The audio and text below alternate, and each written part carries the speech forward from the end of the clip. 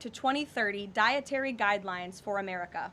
These new guidelines are informed by the best and most reliable research on health and nutrition, particularly as it relates to the role of our diets in the prevalence of chronic disease in the country.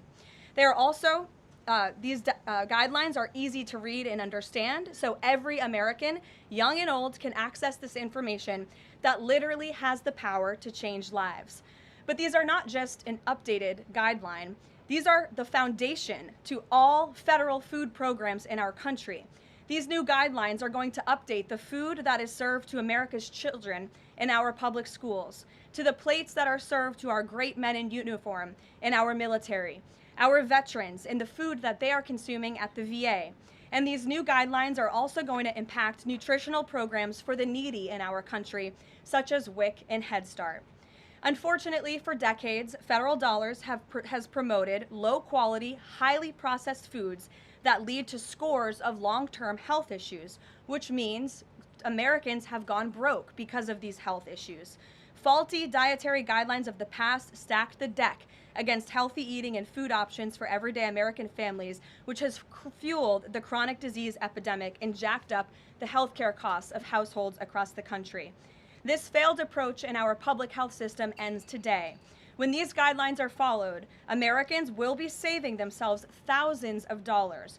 If we want to cut healthcare costs in our country, we must become a healthier country. According to the CEA, poor diet is the root cause of obesity, which accounts for $400 billion in medical spending each year. A healthier America will lead to a more affordable America. The new dietary guidelines from the Trump administration will ensure federal dollars go to real food to improve public health and therefore save the American people their hard-earned cash over the course of their lives. So with that, I am going to hand it over to Secretary Kennedy. The great people behind me will give remarks, and then we'll get into Q&A for the officials that are here on this specific topic. They will leave because they're all very busy people, and then I will open it up to Q&A with the rest of you on the rest of the news in the world. So thank you, and we'll start with Secretary Kennedy. Thank you, Caroline. Thank you. Today marks a decisive change in federal nutrition policy, made possible by President Trump's leadership and the work of MAHA moms and public health advocates who demanded reform.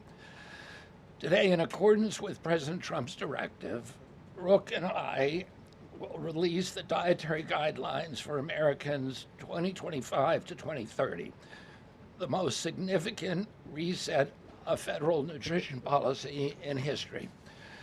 These guidelines replace corporate-driven assumptions with common sense goals and gold standard scientific integrity. These new guidelines will revolutionize our nation's food culture and make America healthy again. For decades, Americans have grown sicker while healthcare costs have soared. The reason is clear. The hard truth is that our government has been lying to us to protect corporate profit-taking, telling us that these food-like substances were beneficial to public health. Federal policy promoted and subsidized highly processed foods and refined carbohydrates and turned a blind eye to the disastrous consequences. Today, the lies stop. The new guidelines recognize that whole, nutrient-dense food is the most effective path to better health and lower healthcare costs. Protein and healthy fats are essential and were wrongly discouraged in prior dietary guidelines. We are ending the war on saturated fats. Diets rich in vegetables and fruits reduce disease risk more effectively than many drugs. Whole grains outperform refined carbohydrates. Added sugars, especially sugar-sweetened beverages, drive metabolic disease, and today our government declares war on added sugar. Highly processed foods loaded with additives, added sugar, and excess salt damage health and should be avoided. As Secretary of Health and Human Services, my message is clear: eat real food. Nothing matters more for healthcare outcomes, economic productivity, military readiness, and fiscal stability. The dietary guidelines shape dozens of federal feeding programs, including Head Start. These standards affect 45 million school lunches every day, meals for 1.3 million active duty service members, and food served to 9 million veterans in VA hospitals. Today begins the work of aligning those programs with affordable, whole, nutrient-dense food. Implementation requires coordination across the government. I'm working with many of my fellow cabinet secretaries to deliver results. I want to thank Bobby Mukamala, thank you very much, who is the president of the American Medical Association, for committing to mobilize the medical community on nutrition. And I thank also the American Academy of Pediatrics for partnering on this effort. I also look forward to working with Dr. Jay Bhattacharya and Dr. Marty McCary to fund and prioritize rigorous nutrition research at the NIH and at the FDA. The stakes are measurable and severe. A Johns Hopkins analysis estimates that 48% of every federal taxpayer dollar now goes to healthcare. The CDC reports that 90% of healthcare spending treats chronic disease. That means that 40%, 40 cents of every dollar that taxpayers pay in this country is going to treat diseases that could be averted through good food. The United States has the highest obesity and type 2 diabetes rate in the developed world. We spend 3 times more per capita than the European Union on healthcare, yet our life expectancy is 5 years lower, largely due to diet-related chronic disease. Our childhood obesity rate is 5 times higher than countries like France. 1/3 of U.S. teens have prediabetes, over 35% are overweight or obese, and 20% of young adults have non-alcoholic fatty liver disease. 77% of military-aged Americans are ineligible for military service because of diet-related conditions. If a foreign adversary sought to destroy the health of our children, to cripple our economy, to weaken our national security, there would be no better strategy than to addict us to ultra-processed foods. It's shocking that our own government helped to drive these cataclysmic changes in our diet. The damage is real, it is preventable, and President Trump has ordered it to end. If the United States reduced obesity, type 2 diabetes, heart disease, and Alzheimer's to Japanese levels, we would save approximately $600 billion a year. About 50% of Medicare's projected long-term deficit, or $5,000 per family annually. Current policy worsens the problem. 42 million Americans rely on SNAP, where common purchases include sugary drinks, candy, and chips. 78% of SNAP recipients are enrolled in Medicaid, and 90% of Medicaid spending goes to chronic disease. These incentives raise healthcare costs and undermine health. This must change. The new framework centers on protein and healthy fats, vegetables, fruits, and whole grains. And you can see the food pyramid here.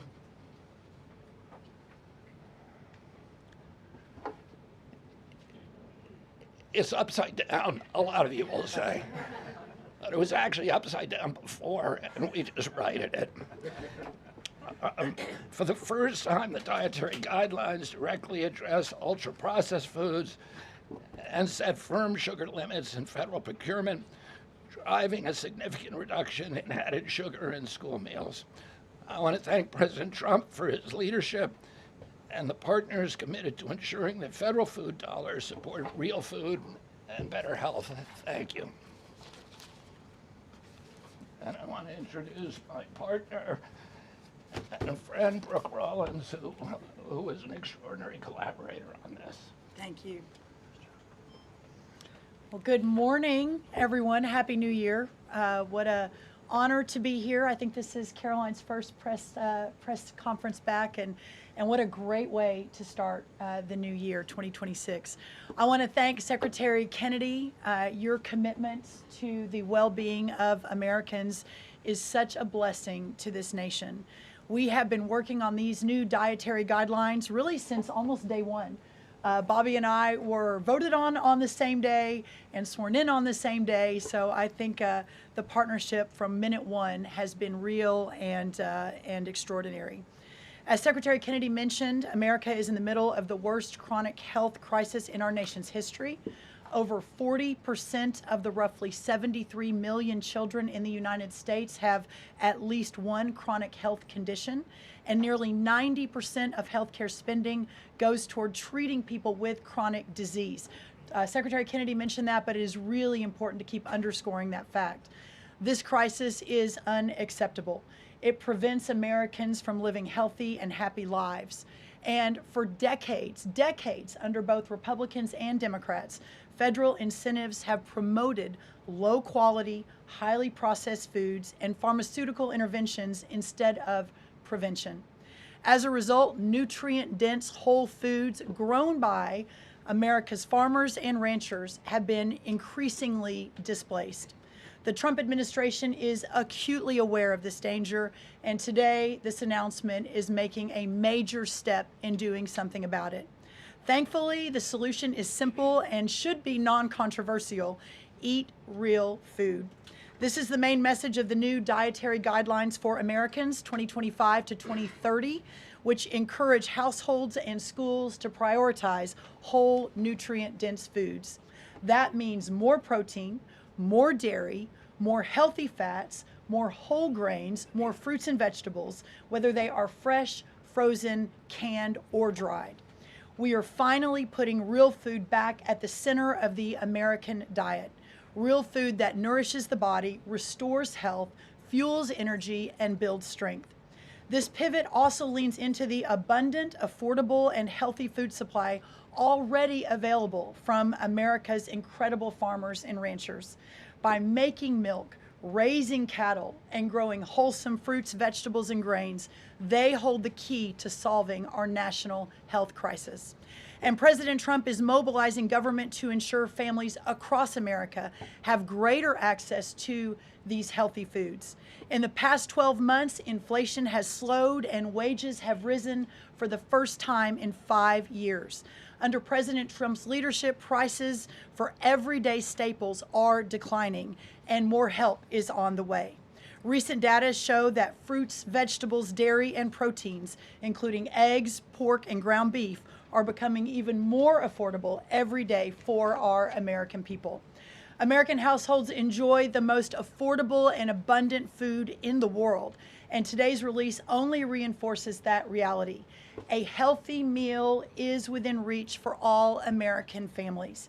These new dietary guidelines are a framework which is meant to be customized to meet the needs, the preferences, and the financial status of all American families.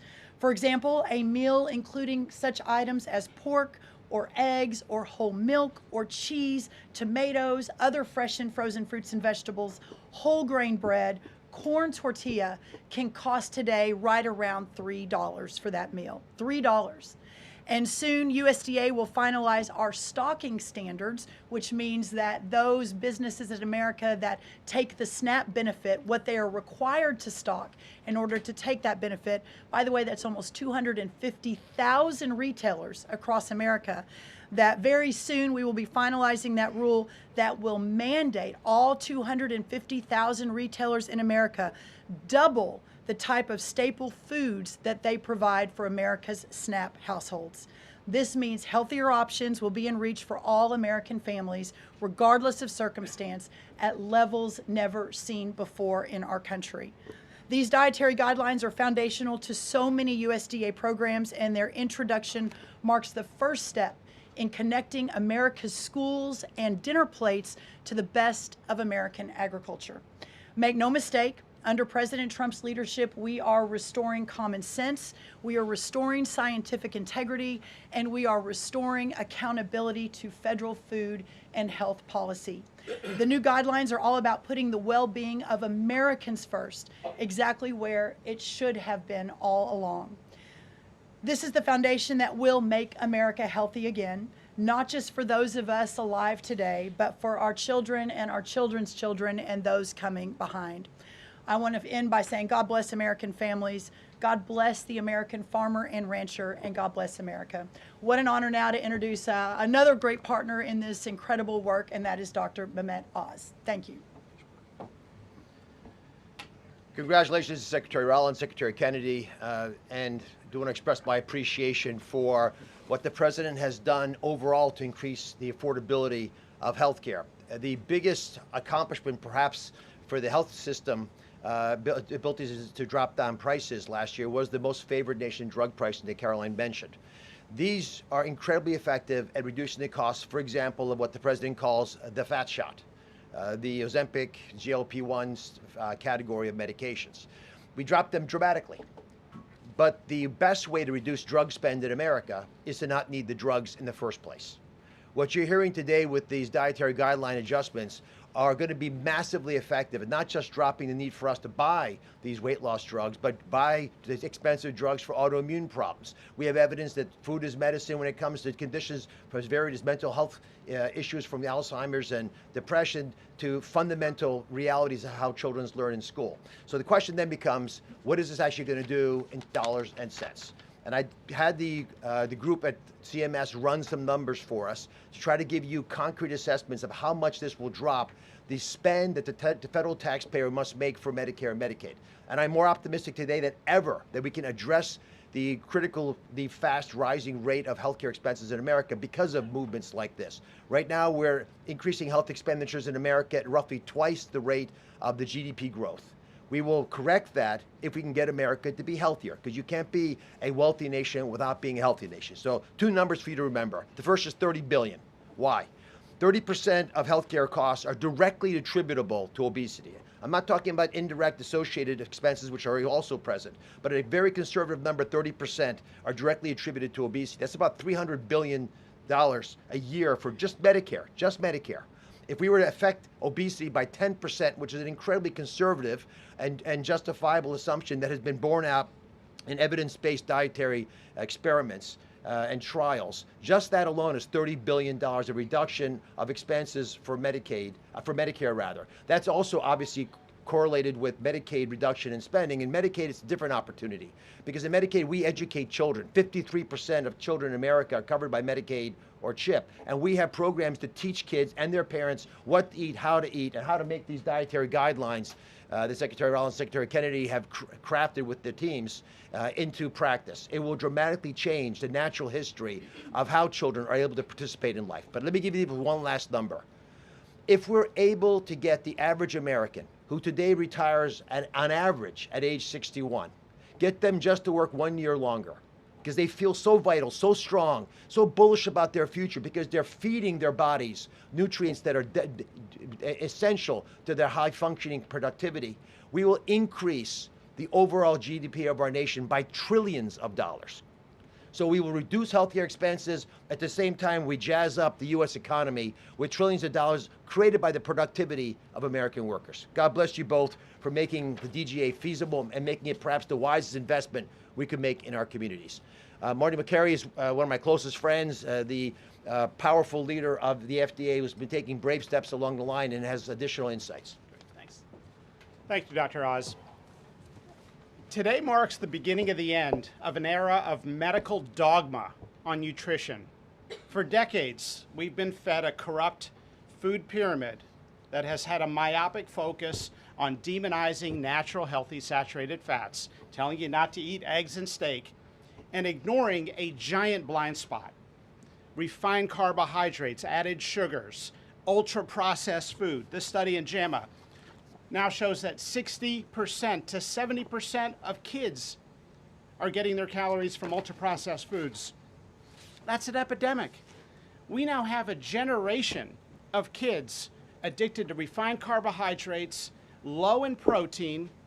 They are literally nitrogen negative because we've used old flawed studies that used urine nitrogen to estimate body protein metabolism, and they missed the mark. The old guidelines had such a low protein recommendation that we are increasing that by 50 to 100%. Kids need protein. The old protein guidelines were to prevent starvation and withering away. These new protein guidelines are designed for American kids to thrive, and they're based on science, not on dogma. We have 40% of our kids now with a chronic disease. It is not their fault. This is something that is the result of bad advice from the government and a medical establishment that for decades peddled research from a flawed 1960s model. Today, we are setting the record straight. This is not a willpower problem of our nation's kids. This is something adults have done to kids, and we're going to fix it. And so, as Dr. Oz said, the best way to lower drug prices is for people to stop taking drugs they don't need. We are going to finally address the root causes of our broken healthcare system: insulin resistance and general body inflammation, advanced by the protein-poor, micronutrient-poor, ultra-processed, refined carbohydrate diet that kids are addicted to today. And so, on behalf of the Food and Drug Administration, we are proud to be a part of this. We are grateful to be contributing to this work. Thank you, Secretary Rollins. Thank you, Kyle Diamantis, the best Deputy Commissioner for Food at the FDA the agency has ever had. This is a historic day in America. Thank you, Caroline. Thank you so much. Thank you. I hope everyone's inspired to go eat a salad for lunch after this briefing. If anybody has questions on this topic, we will take a few and then we'll get into the topic. We'll start with our new media seat. If you have a question on this topic today, Jamie Franklin, she comes from the Conservator. Why don't you kick us off? Yeah, first of all, Caroline, congratulations on your pregnancy. We're so excited for you. Maha moms across the country, including myself, are just so excited by what this administration is doing to make our kids healthy again. But, you know, we do have concerns when it comes to these blue states pushing back on a lot of progress that we're making as an administration. And particularly, we're really excited that you guys revised and streamlined this vaccine schedule. However, what we have seen is that these blue states, whether it be, you know, no tax on tips, no tax on overtime, or pushing back on immigration, they continue to stop your guys' progress. So what has been the response from these blue states? Because as Maha moms enrolling our kids in school, this is a big issue, and we celebrate what you guys are doing, but we want to have it, you know, even in the blue states as well.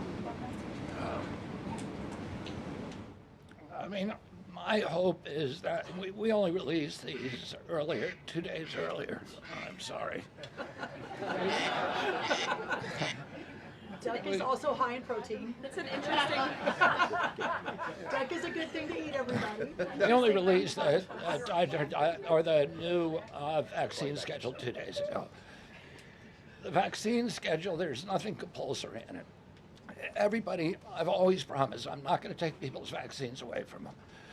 People who want to get vaccines, everybody who wants them can get all of the vaccines that were on the old schedule. They will all be paid for by the Vaccines for Children program or for the insurance the same as before. We release guidelines that we think are optimal to public health. They're the same with core vaccines that are required by the European community. And those nations all have much better health outcomes than we do. And they're based on their best science and also on their conviction that when you put too many vaccines on the program, it actually reduces compliance. It reduces uptake. And so we want to maximize the uptake of vaccines by making sure that Americans know that we are making recommendations that are science-based, that are common sense, that are grounded in science. And right now, that's the best science that we have. And again, there's 3 categories of vaccine. One is the core schedule, which resembles the European countries. The second is for people who have vulnerabilities, for high risk, and that doesn't change at all. And then the third is shared decision making, which any vaccine that was on the old schedule, you can continue to get. So people will make their own choices, and that's what democracy is about. I asked the boss, Caroline, for permission to add a little bit to this because I think it's really important. And by the way, Jamie, what a superstar you are. It's so fun to see you in this seat, Jamie Franklin. The blue state question is a really important one. And for those of us that are running agencies with these programs, I mean, I've talked to a lot of you already about how we have 22 blue states that won't give us their SNAP data so that we can figure out and ensure that those who really need these programs are actually getting these programs. Clearly, you all have been writing about Minnesota. California is next. We're looking at New York, some other states. The amount of fraud in all of these programs is absolutely stunning. And the challenge is, I mean, from Medicaid, et cetera, I know, Dr. Oz, you've talked a lot about that. This is a significant problem. And I think who's really harmed in all of this conversation and when these blue states aren't partnering with us to try to do this right is we say blue states and red states, but in those states, there are all kinds of our citizenry and that aren't all Democrat or aren't all Republican. We had a poll that just came out that had about 85% of all Americans believe that states should turn their data over on SNAP so that we can figure out where the fraud is and ensure these programs are going where they need to go. So my request of these blue states and these blue state governors is partner with us. Let us figure out how to do this better. Let us make sure that whether it's the vaccine schedule or the SNAP program or the Medicaid program or the child care program, that we are doing everything we can to protect every tax dollar, but to also ensure those who need it the most vulnerable in our society, are getting the programs they need versus those who A, are not even supposed to be here, or B, are cheating the system. Jeff. Thanks, Caroline. One of the changes that was made had to do with alcohol. Secretary Kennedy or Dr. Oz, could you explain the science behind the new language on not saying 2 drinks for men and 1 drink for a woman every day would be healthy, and whether or not the industry had an impact on the language of moderation versus just saying alcohol is not healthy and you shouldn't drink it? So alcohol is a social lubricant that brings people together. In the best case scenario, I don't think you should drink alcohol, but it does allow people an excuse to bond and socialize, and there's probably nothing healthier than having a good time with friends in a safe way. If you look at the blue zones, for example, around the world where people live the longest, alcohol is sometimes part of their diet. Again, small amounts, taken very judiciously, and usually in a celebratory fashion. So there is alcohol on these dietary guidelines, but the implication is don't have it for breakfast. Right, this should be something done in a small amount with hopefully some kind of an event that might have alcohol added. But the general move away from 2 glasses of men, 1 glass of women, there was never really good data to support that quantity of alcohol consumption. That data was probably primarily confused with broader data about social connectiveness. Take a couple more. John? Thanks a lot, Caroline. Secretary Rollins, I'm curious about with these guidelines. They're not mandates, they're guidelines. What are the practical effects of these guidelines on public schools all across the country? Well, today begins thank you, John. It's good to see you. Today begins the first day now in a recalibration of the rules, whether it's school lunches, whether it's the SNAP program, whether it's as veterans were mentioned, our prison system, that now we begin the process of implementing and redrafting the rules to reflect what this new dietary guidelines for Americans actually is doing to our food system. So there is a lot of work to do. Nothing changes overnight, but as I think we've proven, this administration moves very, very quickly on all fronts, 7 days a week, 365 days a year, and so you'll begin to see some real changes coming very soon. As everyone is aware, for many of our most vulnerable in the margins in our communities, the school lunch is often the best place for our children to get the healthiest meal. Hopefully with stocking standards and reworking SNAP and the SNAP waivers we've done, that begins to change too. But right now, that is going to be the single most important, from my perspective, move forward, is the school lunches and making sure that we're getting the right amount, the best amount, and most nutrient-dense foods into the schools. Thank you. You also mentioned, Secretary Rollins, cost when you had your remarks a little bit earlier. Is eating healthier more cost effective? Is it cheaper than just having a diet of processed foods? I had a whole chart to show you, but left it in the back, unfortunately, that yes, indeed, that eating healthy, for the most part, we've got 100 simulations, is actually less expensive. The challenge is the access to those healthy foods, especially in parts of America where they have food deserts. They don't have a H-E-B or a Kroger or a Central Market. These are all Texan grocery stores, but whatever similar across the country. But that is why these stocking standards in SNAP are so important. So if you have a economically challenged family, and the only place they're getting their food is the 7-Eleven. We have a longer term important policy priority, and that is getting grocery stores into these lower margin communities.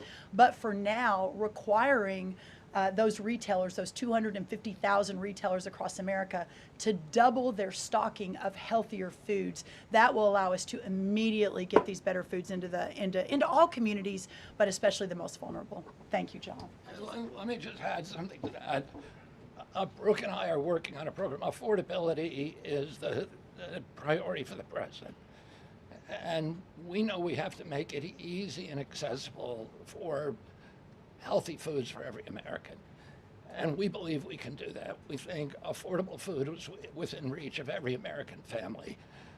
We are working on a education and information program that will allow American families all over the country to come onto our website and find the healthiest foods at the lowest cost for themselves.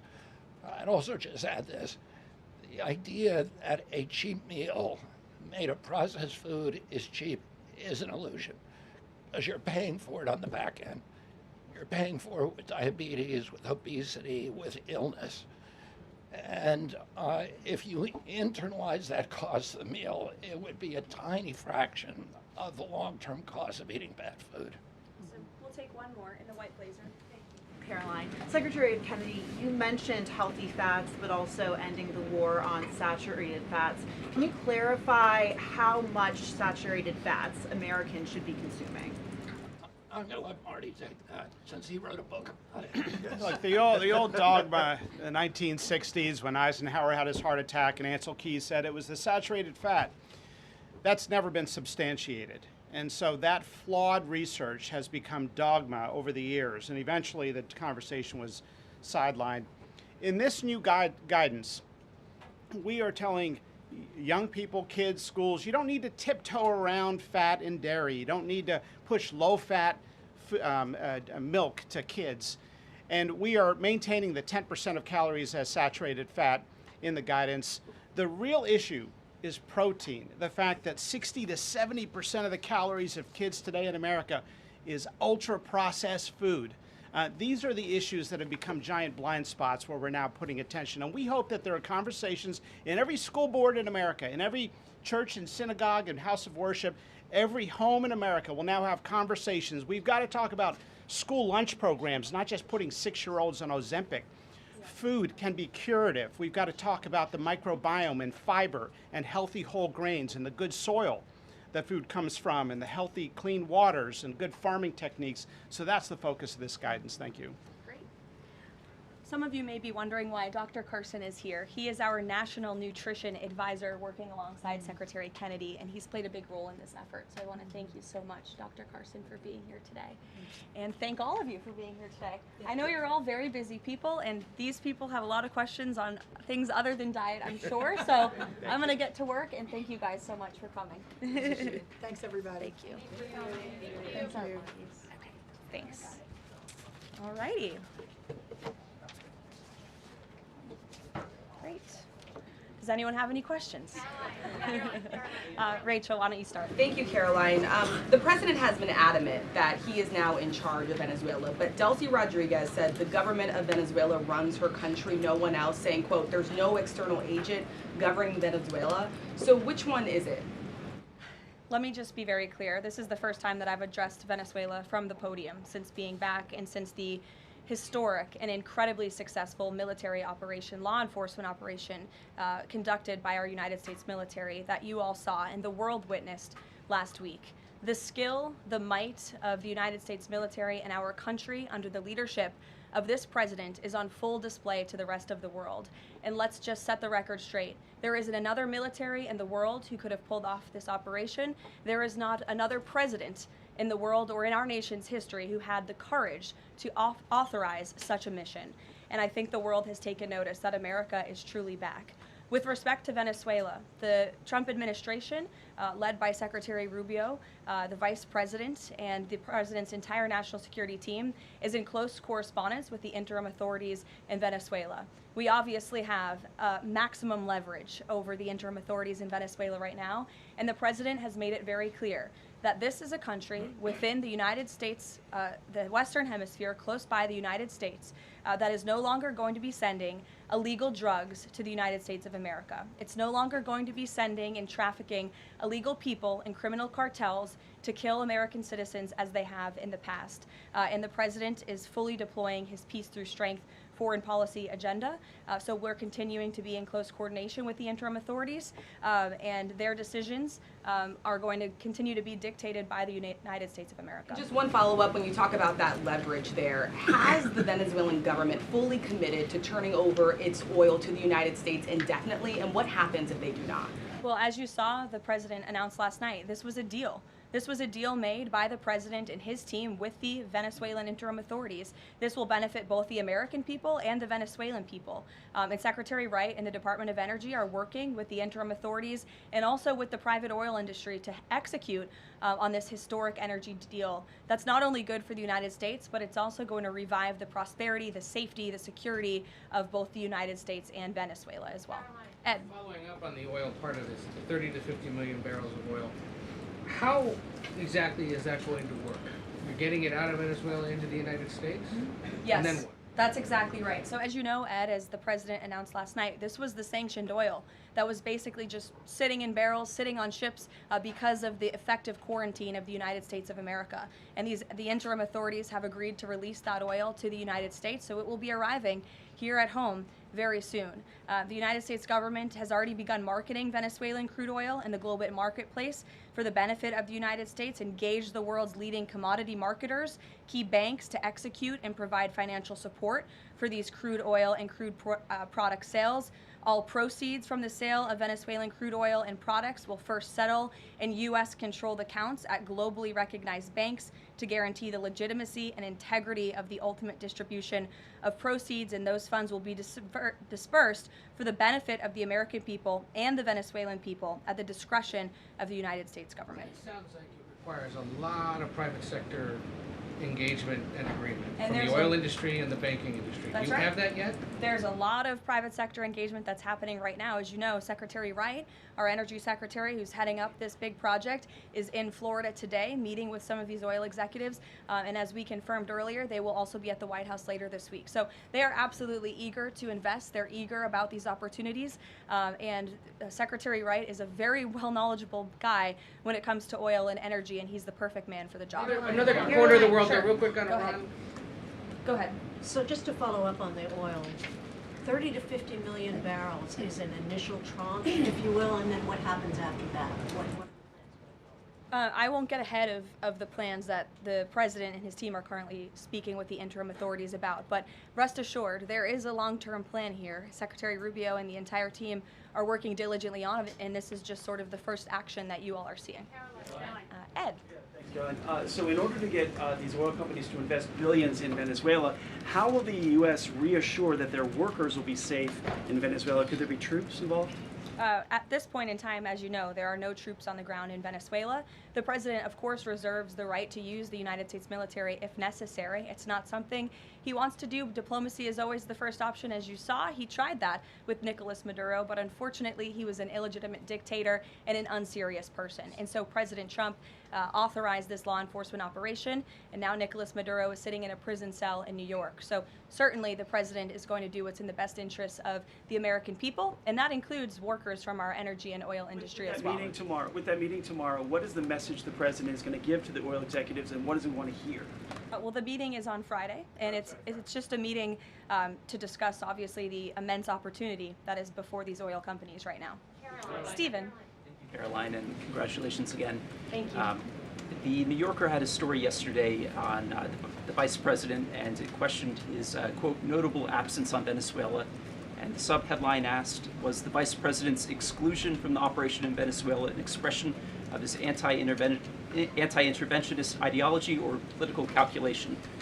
Would you be able to discuss the Vice President's role in Venezuela policy? I did see that report in the New Yorker, and quite frankly, I laughed out loud because it's very clear it's a fake report that's trying to sow distrust and division amongst the president and his team.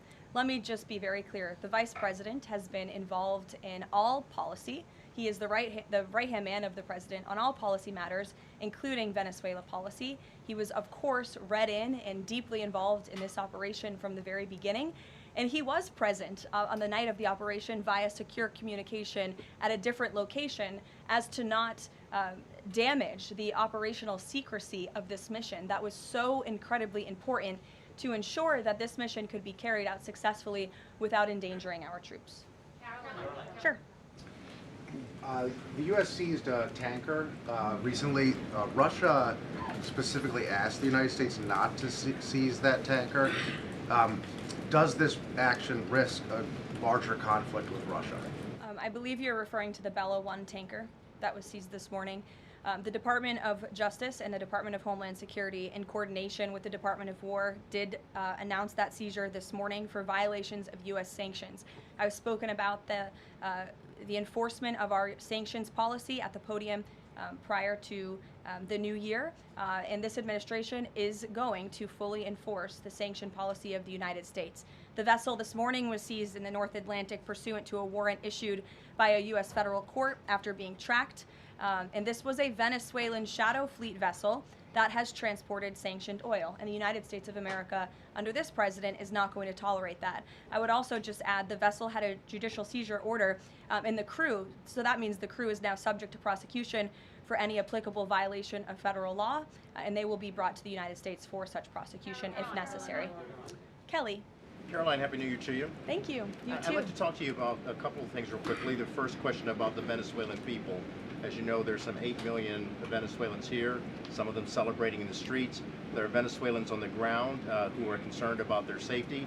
What does the Trump administration, what is it doing to actually help people in Venezuela understand that they will be secure throughout this transition?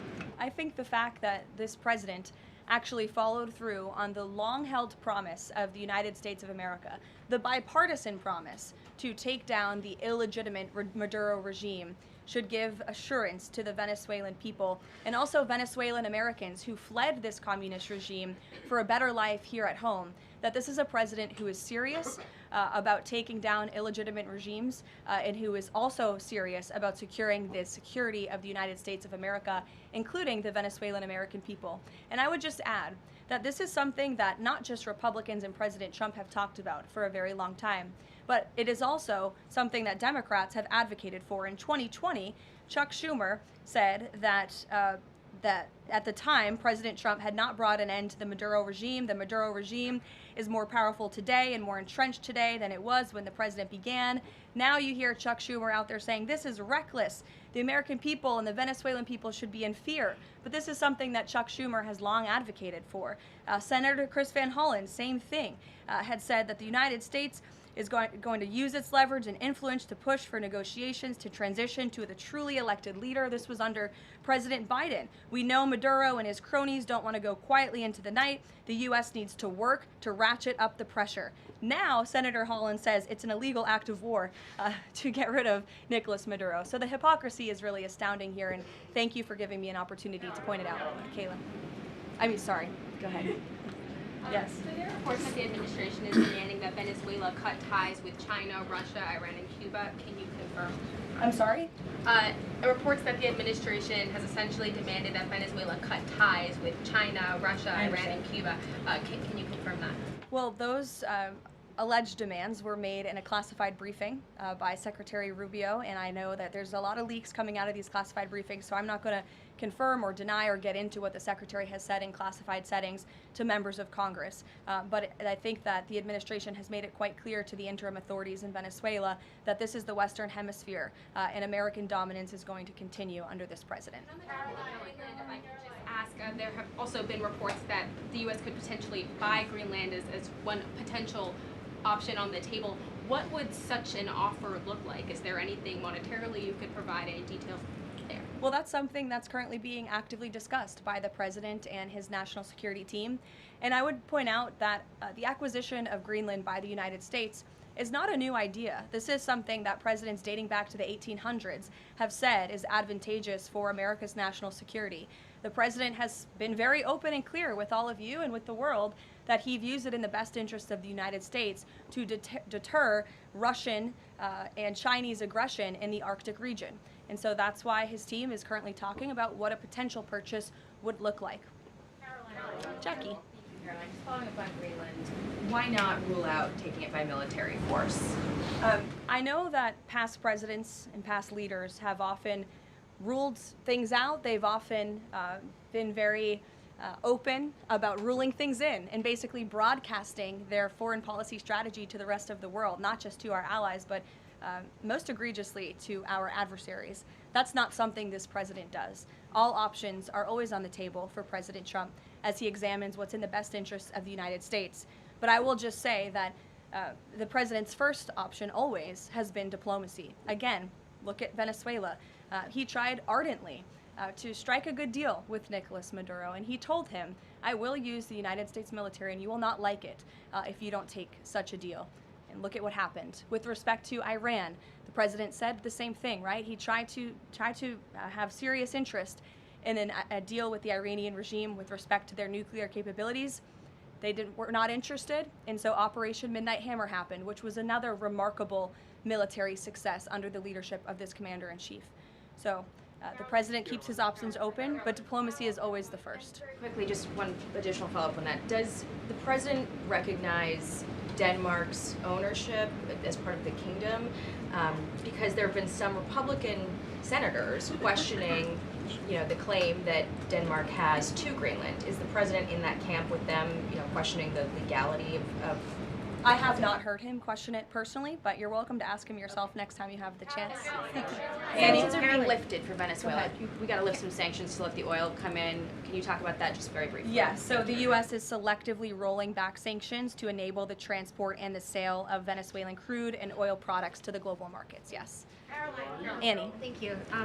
There are some reports from Venezuela that the country's leaders are cracking down on the population, specifically suppressing public expression of support for Maduro's ouster. Is that kind of behavior consistent with what the president wants to see, how the president wants to see the leaders take on the population? It would not be consistent, and I'll let the president's national security team speak further on that. I know they are well aware and tracking. Kelly. Two questions. One, on the seized vessels, the Bella, the Sophia, can you tell us where they're headed, what happens to any existing cargo, and you reference personnel but potentially facing prosecution? That's one thing I'd like to follow on. And then on the Bella. Yes, okay. And on Annie's question, if I could also ask, does the administration believe that the interim regime should release all political dissidents and prisoners and return detained Americans? That's not a question that I've personally spoken about to the president with, so I will let him answer that question. I don't want to make new policy at this podium today with respect to Venezuela. With respect to the two ships that you mentioned, I spoke with you about the Bella 1. There was another vessel this morning, the Sophia, that in coordination with the Department of War, the Department of Homeland Security apprehended it. This is a stateless, sanctioned, dark fleet motor tanker, and this occurred without incident. This vessel was operating in international waters and conducting illicit activities in the Caribbean Sea. The U.S. Coast Guard is escorting the Sophia to the United States for final disposition. To answer your question, Kelly, directly, this was through Operation Southern Spear. The Department of War is unwavering in its mission to crush illicit activity in the Western Hemisphere. And as the President has repeatedly stated, we're going to defend our homeland and restore security and strength across the Americas. Dasha, go. Caroline, thank you and Happy New Year. Thanks, you too. Two questions, one on Venezuela, one on Greenland. You've repeatedly at the podium called the current leadership in Venezuela interim leadership. There are Republicans and Democrats alike that say they want to see elections in Venezuela. The president had said it's too soon to do that right now, but is there a timeline for elections in Venezuela? Is he committed to seeing that this year, for example? You just said the president has answered that question, so I will reiterate what the president has said a few times now to all of you, which is that it's too premature and too early to dictate a timetable for elections in Venezuela right now. Caroline, you just talked to Jackie about diplomacy first, right? The Danes have repeatedly said they are willing to collaborate on all of the concerns that the president has, whether it's more troops, mineral rights, intelligence sharing. Why does the president feel he needs to own Greenland and not and put out the threat of military action when this could be done through diplomacy? Well, who said diplomacy isn't taking place behind the scenes, Dasha? I mean, the president is interested in diplomacy. His national security team is as well. And of course, he's always willing to pick up the phone for everybody and hear out their concerns. But the president is the president of the United States of America, and he's always going to be very clear about what he views as being in our nation's best interest. Reagan.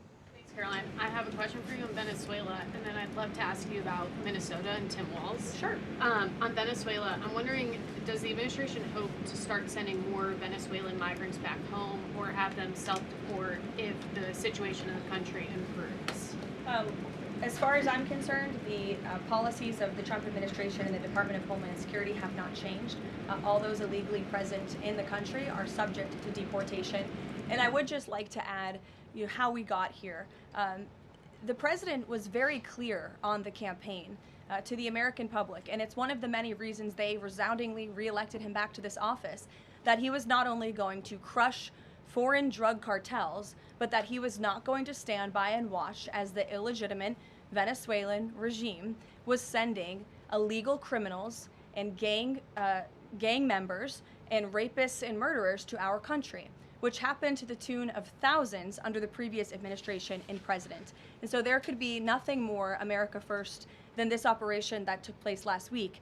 And I would just remind all of you in this room that there were innocent Americans like Jocelyn Nungare who lost their lives at the hands of dangerous Venezuelan criminals who were sent here by the Maduro regime. And that has been the president's North Star and guiding principle throughout his entire policy since January 20th. Tim Walz in Minnesota. Does the administration believe that Tim Walz potentially dropped out of the governor's race because he could be under criminal investigation? I don't know if there's a criminal investigation. If there was, I wouldn't be able to comment on it from up here, to be honest with you. But I think Tim Walz probably dropped out of the race because he realizes he no longer has the support of the people of his own state, which is a remarkable downfall considering he was the #2 on the Democrat Party's ticket just about a year ago. When it comes to Minnesota, the fraud that we have seen, the wide scale of fraud is really remarkable. It's egregious. I would encourage every single journalist in this room to go to Minnesota and to cover it yourselves. As for the Trump administration, we have officials who have been on the ground almost every day. Secretary Noem was there yesterday. Secretary Bessent will be traveling there later this week to talk about the fraud and to do a roundtable on this very topic. And I would just like to leave you with an update. To date, the Department of Justice has charged 98 total defendants in several Medicaid fraud and related case programs. 64 were convicted, and 85 of the 98 charged were of Somali descent. The DOJ has also issued over 1,700 subpoenas, executed over 130 search warrants, and they have now added more attorneys to their office there to absorb the case flow. DHS is on the ground going door to door conducting large-scale criminal and HSI investigations. They have also sent approximately 2,000 agents to Minneapolis to assist with law enforcement and immigration enforcement. As I said, Secretary Noem was on the ground yesterday. The Department of Health and Human Services has also begun requiring a justification and photo evidence for all child care related payments nationwide, and they required Minnesota to conduct a full audit of all child care centers. They also froze $185 million in funding to Minnesota. And Dr. Oz, who was just here, also notified Governor Walz they're going to begin auditing Medicaid recipients and deferring payments on claims based on waste, fraud, and abuse. The Department of Labor is also conducting a targeted review of Minnesota's unemployment program. Department of Agriculture requiring Minnesota to conduct recertification for SNAP recipients, and HUD has launched investigations into the public housing. SBA has also suspended nearly 7,000 borrowers amid suspected fraudulent activity. So, With all of that, rest assured this is an all-hands-on-deck effort from the entire administration to get to the bottom of this and to ensure that the ripping off of taxpayers in the state of Minnesota, and it won't just be Minnesota, it'll be any state across this country where fraud has taken place, and we are protecting law-abiding, tax-paying American citizens. Phil. Thank you, Caroline. Just to follow up on Greenland, there are treaties already on the books that give the United States access to the island. They can construct and maintain military bases there. We can house personnel on the island. The U.S. has control of landings, takeoffs, anchorages, etc. So I'm curious if you could just spell out for the American public, what specifically would the U.S. gain by taking control of Greenland that the U.S. doesn't already have access to right now? More control over the Arctic region and ensuring that China and Russia and our adversaries cannot continue their aggression in this very important and strategic region. And there would be many other benefits as well that, again, the President and his national security team are currently talking about. Jeff, I'll give you another one. Just a broad sort of stand-back question on foreign policy. Are you concerned about increasing tensions with Russia because of the tanker seizures? And how does the U.S. action in Venezuela impact the ongoing relationship with China and the President's relationship with President Xi? I think the President has very open, honest, and good relationships with both President Putin of Russia and also President Xi of China. He has spoken with them numerous times, as you know, since coming to office about a year ago, and I believe that those personal relationships are going to continue. But as for the President and the United States, he's going to enforce our policy that's best for the United States of America. And with respect to these ship seizures, that means enforcing the embargo against all dark fleet vessels that are illegally transporting oil, and only legitimate commerce, to answer your question much earlier, Rachel, determined by the United States is going to be permitted. And that's the policy of this administration, and he's not afraid to implement it. One more stand back. Just one more stand back. I just want to ask the last one. I remember asking the President at the very beginning of his term if he was committed to Article 5 and NATO, and he said yes. Has his stance on NATO or his commitment to NATO changed? Did you see his statement earlier today? He said, we will always be there for NATO, even if they are not there for us. And I think that answers your question directly. Yes. Just to follow up on what Jeff was saying there, will the President commit that if any NATO members are attacked, the United States would come to it? Again, the President addressed this directly himself this morning after seeing the coverage from all of you in this room on television, and he made it very clear, we're always going to be there for NATO, even if they have not done right by the United States of America. And they have finally increased their defense spending at the request of this president, but it was only because of this president that they did that. We'll take a couple more. Michael, go ahead. Thank you, Caroline. Happy New Year and congratulations. Thank Two you. questions, if You I may. too. One on healthcare, one on Mexico. On healthcare, the President says he wants Republicans to be flexible on the Hyde Amendment in order to pass healthcare legislation. What is the White House's message to pro-life voters who say federal funding for abortion goes against their values? Well, the president did not change the administration's policy. It was President Trump who signed an executive order protecting the Hyde Amendment. It's the Trump administration that has taken multiple actions on various fronts to ensure that taxpayer dollars are not funding the practice of abortion. What the president was saying yesterday was Republicans, and frankly Democrats too, need to show a little bit more flexibility so we can actually get something done with respect to the issue of health care. Republicans have amazing ideas. The president himself, as we spoke about earlier, has launched this Most Favored Nation drug pricing initiative, has cut good deals with Big Pharma. He wants to see Republicans and Democrats too, if they're willing, codify those executive orders into law so that these good deals can remain and these prices can continue to be lowered long after this president and this deal maker in chief is gone. Presidents talked a lot about health savings accounts and giving more money back to the healthcare consumer rather than to these giant insurance companies, and he's been very outspoken and tough on them too, and I think you'll see more and hear more from him directly on that issue. So he wants to see Congress get something done with respect to health care, and that was the point that he was driving home yesterday. Mexico, Caroline, Haley, President Trump says the drug cartels are running Mexico. What action does he need to see Mexico's president, Claudia Sheinbaum, take to prove that she's in control of that country, in control of those cartels? And does the White House believe she's able to do that without U.S. intervention? Look, I think the president was speaking very candidly and frankly about the reality on the ground in Mexico. Haley. Caroline, Happy New Year. I wanted to Thanks, ask you you too. about the seized tanker, the Vela. There were reports before this that Russia had sent a submarine to escort it. Was there any engagement with that submarine? And then was the deconfliction line with Russia used ahead of boarding that? Again, this was a Venezuelan shadow fleet vessel that has transported sanctioned oil. The vessel was deemed stateless after flying a false flag, and it had a judicial seizure order, and that's why the crew will be subject to prosecution. Mary. On Colombia, the president had talked over the weekend and suggested that he would be open to an operation there. Should the president of Colombia be expecting Delta Force anytime soon? And then I had another one for you on California. That would be a very unwise question for me to answer, to weigh into. What's your next question? On California, can you share any more about the fraud investigation? The president said that there was one. Who's being investigated and where is it starting?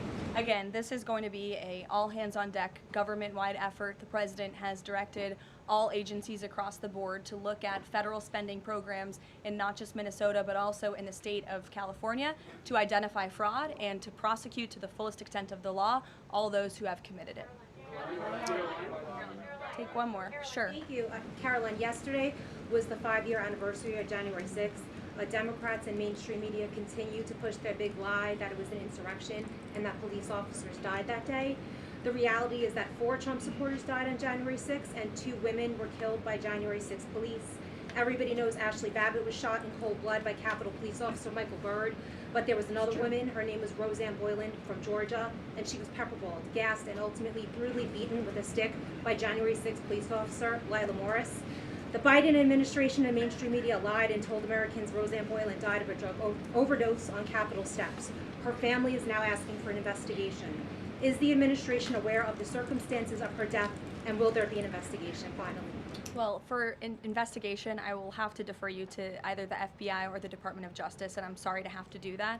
But with respect to all of the facts that you just laid out, the White House relished the opportunity yesterday to actually create a new website to share the facts with the American public, but also all those in this room. We knew the media would be covering January 6th quite a bit because they think it's something that the American people are still believing their lies on. They think it's something that still helps their case against this president. Obviously not, or else he wouldn't have been reelected in an overwhelming fashion in November of last year. And so I would encourage everyone to take a look at the website. It's quite well done. And thank you all very much. It's great to be back with you. Thank you.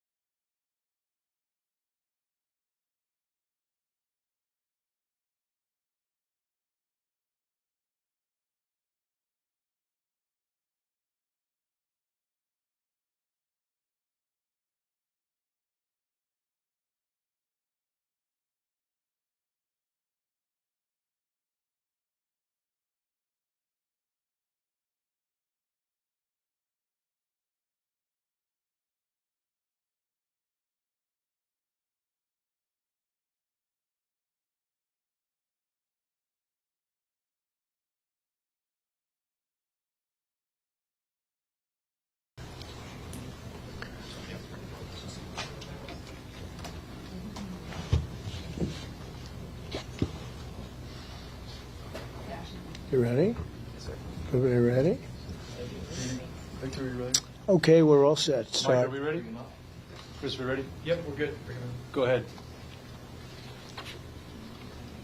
Is he hot? You're good, sir. I assume we're on and everybody sees us. I see you, a lot of great looking faces. Am I correct? Everybody's on, right? If you are, wave. If you're not, just you can leave and go have turkey. Good. I think everyone's waving. Thank you very much. And I'm honored to speak with so many incredible members of the U.S. military and to wish all of you a very happy Thanksgiving.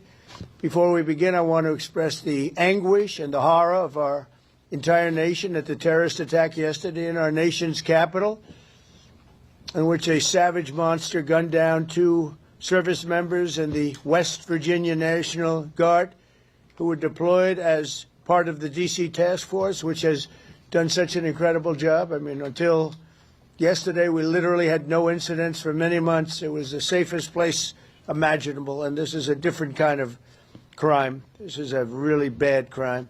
Millions of Americans are praying for those heroes and their families, and I must unfortunately tell you that just seconds before I went on, right now, I heard that Sarah Beckstrom of West Virginia, one of the guardsmen that we're talking about, highly respected, young, magnificent person, started service in June of 2023, outstanding in every way. She's just passed away. She's no longer with us. She's looking down at us right now. Her parents are with her. It's just happened. She was savagely attacked. She's dead. She's not with us. Incredible person. Outstanding in every single way, in every department. That's horrible. As you know, the other young man is fighting for his life. He's in very bad shape. He's fighting for his life, and hopefully we'll get better news with respect to him. And the monster that did this is also in serious condition. But we won't even talk about him. As you may know, DHS has confirmed that the suspect is an Afghan national flown here by the previous administration, who was such a bad administration. And I have a picture of a plane. This is what it looked like when they came in. It was total bedlam. Do you remember that period of time? Total bedlam. People crammed onto the plane. And the toughest, meanest, most capable physically got on the plane, not the people that we were looking for or that they wanted to bring in. Here's a picture for you. Just take a look at that plane. Standing on top of each other and sitting on top of each other. This is what we had under the Biden administration. That whole thing should have never, ever happened. They should have left from a different base. They should have left from Bagram, as you know, and it would have been a much different story. But they didn't do that, and this was just a rout, just a terrible situation. This heinous atrocity reminds us that we have no greater national security priority than ensuring that we have full control over the people that enter and remain in our country. For the most part, we don't want them. They come in illegally, have a lot of problems. Their countries force them in because their countries are smart. They don't want them.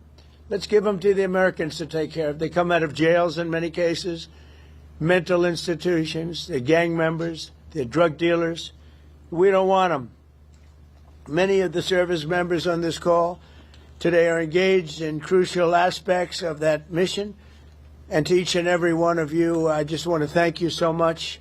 Incredible people. You make this sacrifice like few others understand. A lot of them don't even understand it.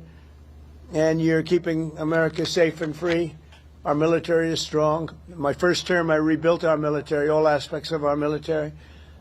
And in Afghanistan, we actually gave up a big chunk, but relatively, as much as it seemed like it's small compared to what we bought and to what we have and to what we're buying. We're spending over $1 trillion this year on our military. We have a military, the best in the world. We make the best equipment in the world.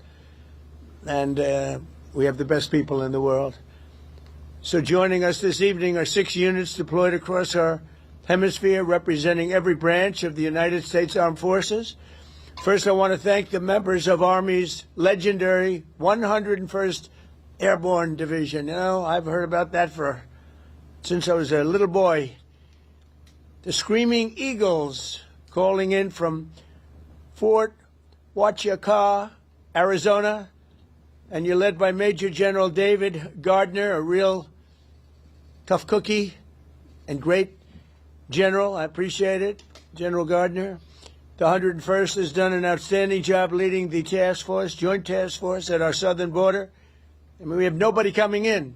They're not coming in. Under Biden, they were coming in by the millions. Now we have nobody coming in. We have a strong border. Nobody talks about it anymore. I'm not giving credit for anything, just like you guys are not giving credit for anything. We do the greatest job. But that's all right. They don't talk about the border anymore because you know why? Nobody comes in. We had 9 months now where we had nobody coming in, zero. And this is being fed. This is the people that do this they tend to be on the left.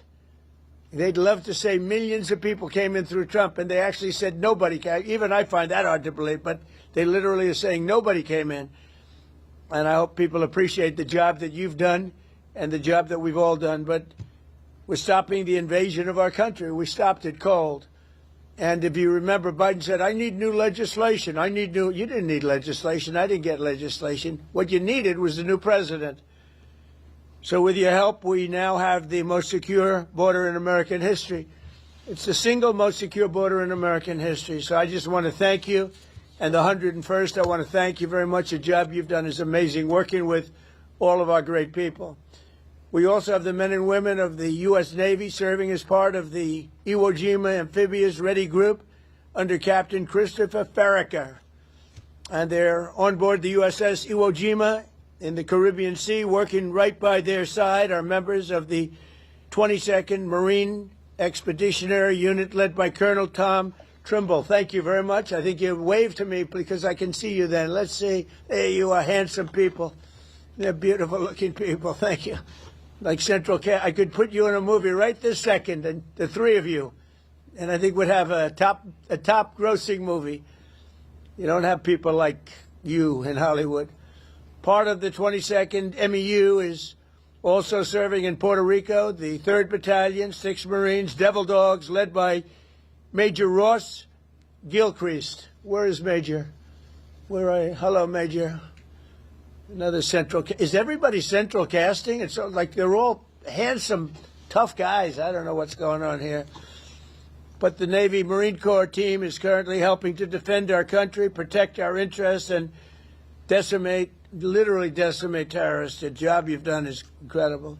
I also want to thank you for your amazing work to quickly deliver life-saving aid to Jamaica in the aftermath of the recent hurricane, which was devastating. Thank you very much. Appreciate it, Major and everybody. Appreciate it. Next up are the airmen serving with one of the most feared bomber forces in the world, the U.S. Air Force's 7th Bomb Wing at Dyess Air Force Base in Texas under the auspices and leadership of Colonel Seth Spanier. Colonel, where are you, Colonel? Colonel, let's see here. You're right there. Thank you, Colonel. All of you are backbone of America, and you really are the backbone of America's air power. And in recent weeks, you've been working to deter Venezuelan drug traffickers, of which there are many. Of course, there aren't too many coming in by sea anymore, if you probably noticed that. From sending their poisons into the United States, where they kill hundreds of thousands of people a year.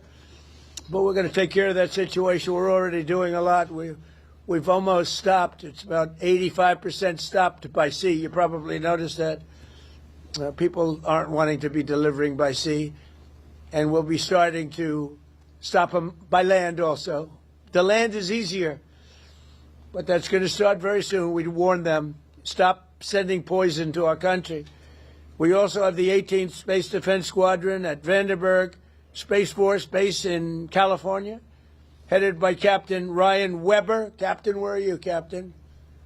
Thank you very much, Captain. Great job.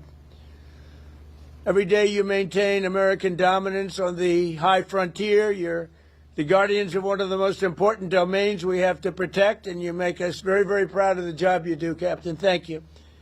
Finally, we have the great men of the Coast Guard, and I have to tell you, there are a lot of women in the Coast Guard now, too, and we're happy about that. United States Coast Guard aboard the